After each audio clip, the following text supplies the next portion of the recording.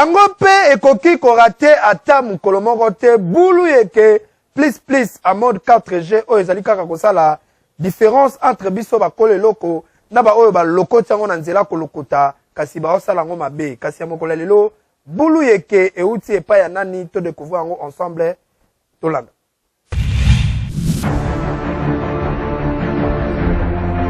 Elo ezala ngote bulu yeke nde kindoki kati na nkolo. Avant Matata Mponyo, nazai premier ministre.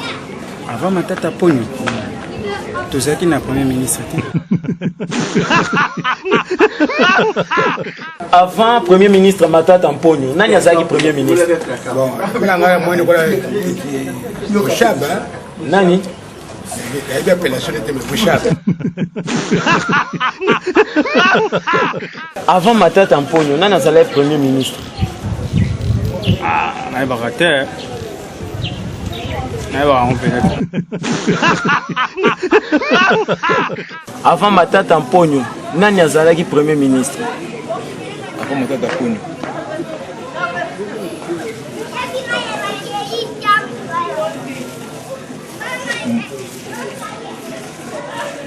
On est du bon matin. Avant Matata Mponyo comme premier ministre, nani azalaka premier ministre? Ezalaki nani Tato Kizeng.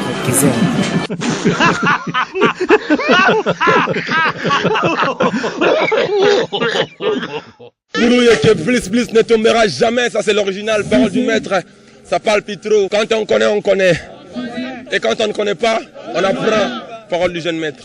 Boseki makasi na banda kuna bino bolali na CA pe biso na magazine Kin l'artiste to sekara la bino elongo kasi mikolo nyonso na bisa bino tango za ko seka stilo na yo na carnet ezanga te pona okoma ozwa leçon du jour bosimba pe boye bayango soki pe boye bakate premier ministre oyo azalaka avant Matata Mponyo ezalinde Adolphe Muzito bakiselaka infulumpa yende mutu azalaka premier ministre avant Matata Mponyo. Merci pour na rubrique la biso bulu yeke to komanga na suka journal la biso soki bo sepela kinango bo pesa merci l'équipe rédactionnelle mobimba to bo sen pété équipe technique oyo basala ki ke journal la lelo ebima kitoko to pesa mbote lelo na bana ya quartier Christ-Roi kuna na commune ya Kasavubu balanda biso makasi to pesa bango ba mbote belé to bo sanité honorable Charlie Mboshana Kumumboyo balobi konsomo bandalungwa topesie bambote ebele tobosani pete kopesa